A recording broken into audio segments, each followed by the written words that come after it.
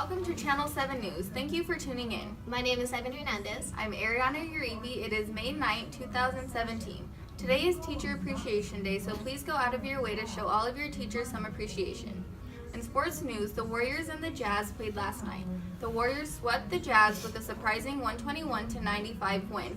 This works in favor of the Warriors as they advance to the Western Conference Finals. On to more serious news. The thought of super predators, which has recently been re-established as a young boy murdered his parents last night. Greg Ousley, a 14-year-old, is being tried as an adult as he faces life in prison without parole.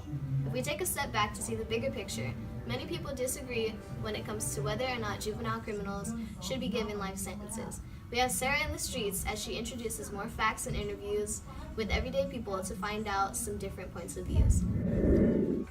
Thank you for that, Heaven. For many years, people have debated how juvenile offenders should be punished. Most recently, the big question is whether or not juvenile offenders that commit serious or heinous crimes should be tried as adults and given life sentences. In June of 2012, the Supreme Court majority ruled that this is unconstitutional and goes against the 8th Amendment.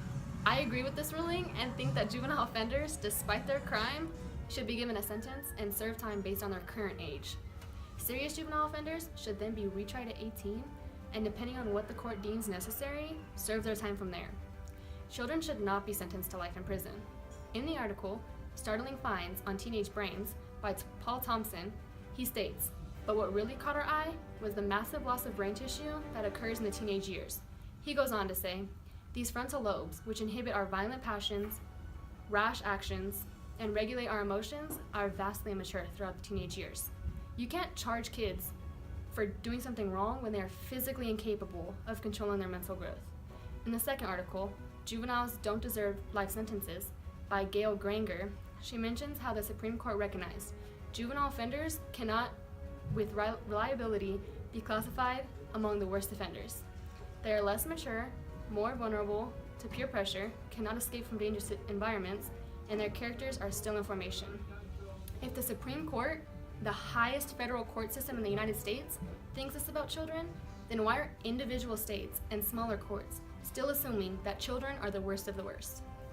Lastly, in a TED Talk by Adam Foss, he talks about how if prosecutors took the time to find alternative paths to deal with juvenile offenders, it would help in the long run.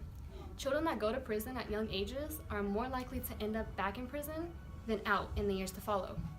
The system is corrupt, and Adam suggests a way to fix it. Spend more time on the cases and try to get to know your client instead of rushing to plead guilty. Of course, all of the evidence above is my opinion, so I decided to hit the streets and find out how common people felt about the situation of sending children to life in prison. We're live here at Channel 7 News on the street. Follow me. Excuse me, ma'am, can I interview you? Oh yeah, sure. What's your name? Whitney. Hi, Winnie, I'm Sarah. Did you know that in a recent Supreme Court ruling that it is now unconstitutional to charge juvenile offenders with life sentences? How do you feel about that? Honestly, I didn't know that it, changed, but I do agree with the law that they shouldn't be sentenced to life, but I also have the opinion that if they committed a heinous crime, that they should do the time, no matter how old they are.